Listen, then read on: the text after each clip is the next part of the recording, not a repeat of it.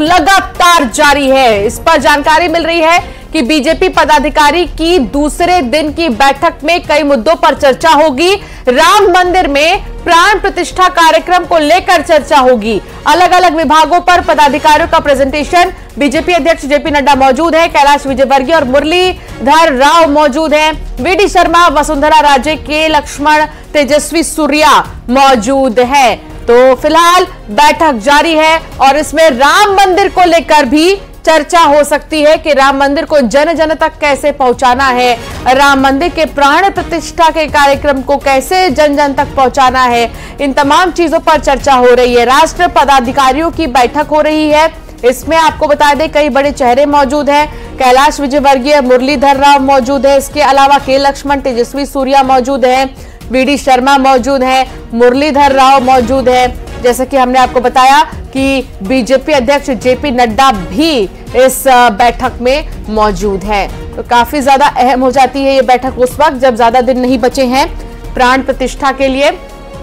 22 जनवरी की तारीख, अब तो मुहूर्त भी तय हो गया है। 12:15 से 12:45 तक जो शुभ मुहूर्त है वो निकला है और इसी बीच रामलला विराजेंगे दिव्य और भव्य राम मंदिर में। और अब अंतिम दौर चल रहा है मंदिर निर्माण का और जो दिव्यता और भव्यता 22 जनवरी को देखने के लिए मिलेगी, उस दिव्यता भव्यता को जन जन तक पहुंचाने के लिए पदाधिकारियों की ये मुलाकात बेहद अहम है। प्रेजेंटेशंस भी पदाधिकारी रखेंगे।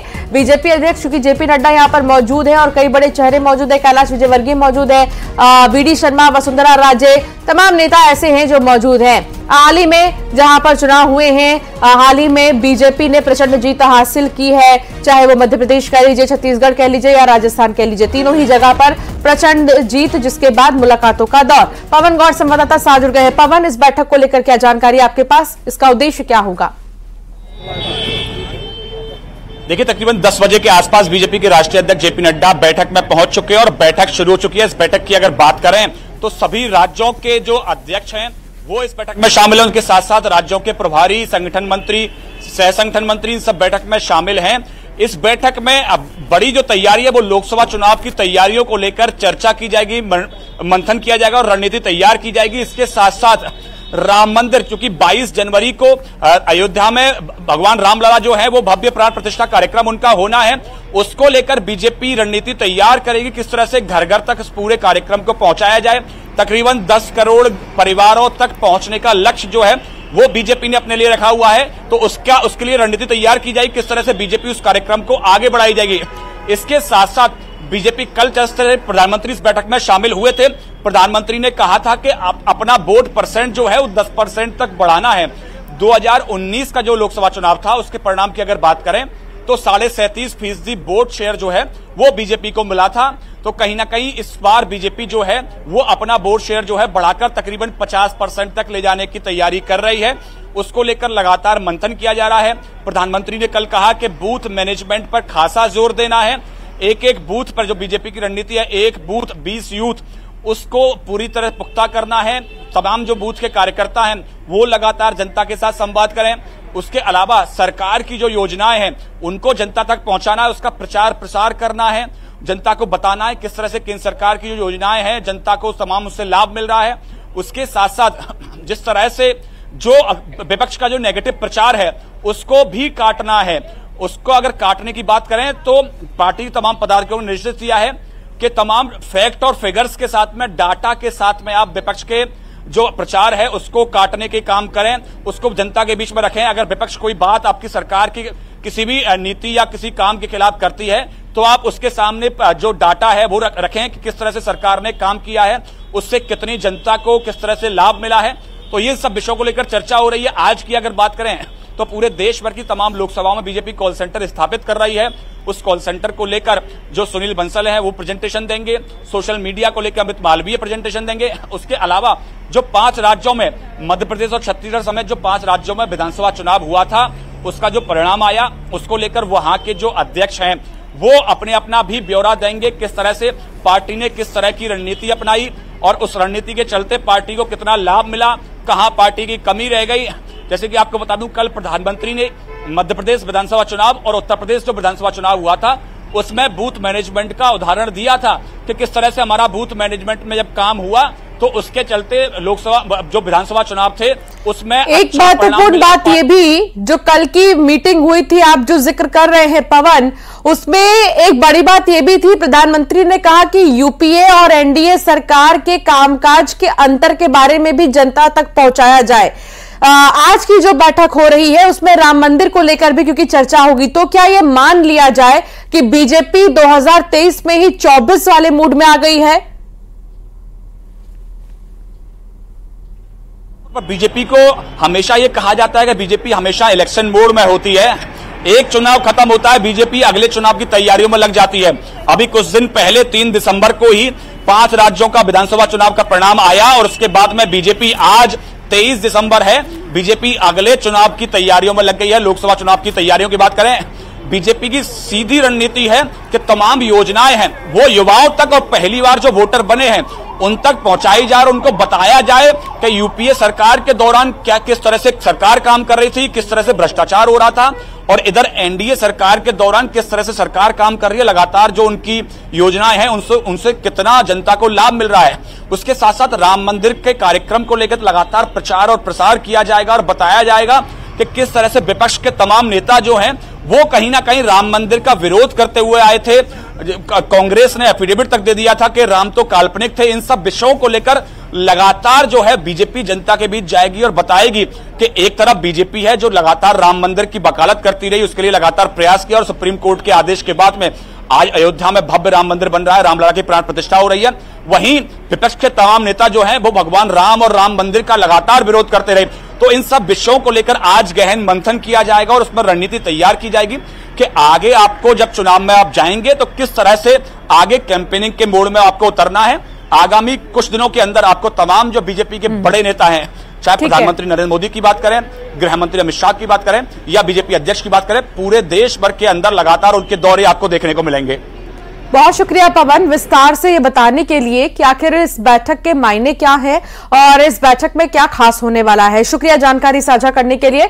तो आगे बढ़ेंगे और बात करेंगे, दिल्ली दौरे पर मुख्यमंत्री विष्णुदेव साय हैं और 12 बजे दोपहर मुख्यमंत्री मिलेंगे प्रधानमंत्री नरेंद्र मोदी से। मुख्यमंत्री साय 12:45 पर गृह मंत्री अमित शाह से भी मुलाकात करेंगे और डिप्टी सीएम अरुण साव, विजय शर्मा भी साथ में ही मौजूद रहेंगे।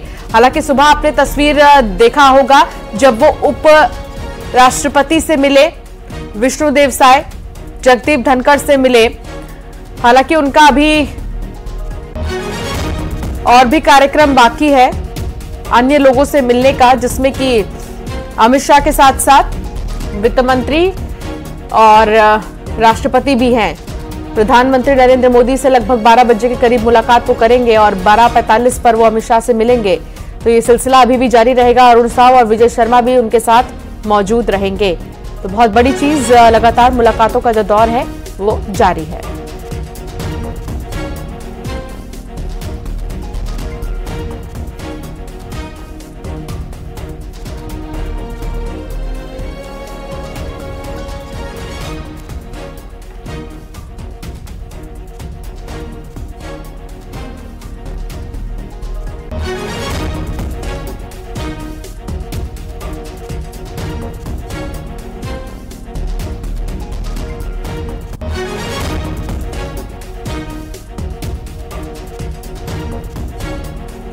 विजय शर्मा, अरुण साव, विष्णुदेव साय के साथ आप देख सकते हैं जगदीप धनखड़ को। उन्होंने मुलाकात की है दोनों डिप्टी सीएम और छत्तीसगढ़ के मुख्यमंत्री जगदीप धनखड़ के साथ मिलते हुए। शिवम प्रताप सहयोगी साथ जुड़ गए हैं। शिवम, विष्णुदेव साय अभी और भी कई नेताओं से मुलाकात करेंगे, उसको लेकर क्या जानकारी आपके पास? देखिए, बिल्कुल विष्णुदेव साय और उनके दोनों डिप्टी सीएम आज सुबह वाइस प्रेसिडेंट जगदीप धनखड़ से मिले थे। इस वक्त छत्तीसगढ़ सदन से सीएम अपने दोनों सहयोगियों के साथ पीएम आवास के लिए रवाना हो गए हैं। अब से महज कुछ देर बाद प्रधानमंत्री मोदी से उनकी मुलाकात होनी है। ये दिल्ली दौरा आधिकारिक तौर पर उनका पहला शिष्टाचार भेंट होगी। उसके साथ साथ कौन कौन सी योजनाएं, क्या क्या रोड मैप रहेगा सरकार का आने वाले 100 दिनों में, क्योंकि लोकसभा चुनाव बेहद महत्वपूर्ण है। इसमें शिष्टाचार के साथ साथ, शिष्टाचार भेंट के साथ साथ कैसे सरकार को आगे चलना है, सरकार की कौन कौन सी योजनाएं होंगी जिन पर विशेष फोकस रखना है। और जिस तरीके से प्रधानमंत्री मोदी लगातार ये कहते रहे कि राज्य सरकारों की जिम्मेदारी है कि वो जो योजनाएं हैं उनको अंत्यों तक पहुंचाएं, यानी जो अंतिम व्यक्ति पायदान में खड़ा है उस तक पहुंचाए, उसी सिलसिले में ये मुलाकात होनी है। और लगभग जितने भी राज्यों के नए सीएम बने हैं वो प्रधानमंत्री, गृह मंत्री, राष्ट्रपति, उपराष्ट्रपति से मुलाकात करते हैं, न सिर्फ अपना एजेंडा बताते हैं बल्कि जो सरकार में बैठे लोग हैं उनसे क्या राज्य में उपयोगिताएं रहने वाली उसको लेकर भी चर्चा करते हैं। प्रधानमंत्री के आवास पर अब से महज 5 से 10 मिनट में छत्तीसगढ़ के सीएम, डिप्टी सीएम पहुंच जाएंगे। इस बैठक के बाद 12:45 पर गृह मंत्री अमित शाह के साथ बैठक है और उसके बाद शाम 4 बजे वित्त मंत्री निर्मला सीतारमण से सीएम, डिप्टी सीएम मुलाकात करेंगे और शाम 7 बजे राष्ट्रपति से मुलाकात होगी। और एक तरीके से छत्तीसगढ़ के विकास के लिए, छत्तीसगढ़ के जमीनी बदलाव के लिए क्या सरकार का रोड मैप रहे उसके बारे में इन शीर्ष नेताओं से जानेंगे, बल्कि शिष्टाचार भेंट के तौर पर भी ये एक बड़ी मुलाकात है। शुक्रिया शिवम जानकारी साझा करने के लिए। तो शिष्टाचार मुलाकात और बेहद ही खास मुलाकात और तस्वीरें भी आपको हम लगातार दिखा रहे थे। आगे बढ़ेंगे और बात करेंगे इस वक्त की सबसे बड़ी खबर की। जम्मू कश्मीर से आ रही है। सुरक्षा बलों का बड़ा सर्च ऑपरेशन जारी है। पुंछ के डेरा के गली इलाके में सर्च ऑपरेशन जारी है। आतंकियों के तलाश हो रहे हैं। चप्पे चप्पे पर सेना के जवान मौजूद हैं। कश्मीर के राजौरी में हमला हुआ था। डेरा के गली इलाके में हमला हुआ था और आतंकी हमले में 4 जवान शहीद हो गए थे, जिसको लेकर सर्च अभियान अभी भी जारी है।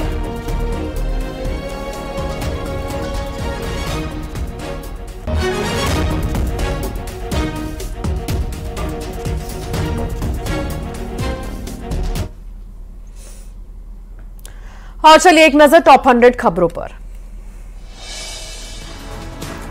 एमपी में कानून व्यवस्था में नवाचार। एमपी के कई जिलों में लागू हो सकता है पुलिस कमिश्नरेट सिस्टम।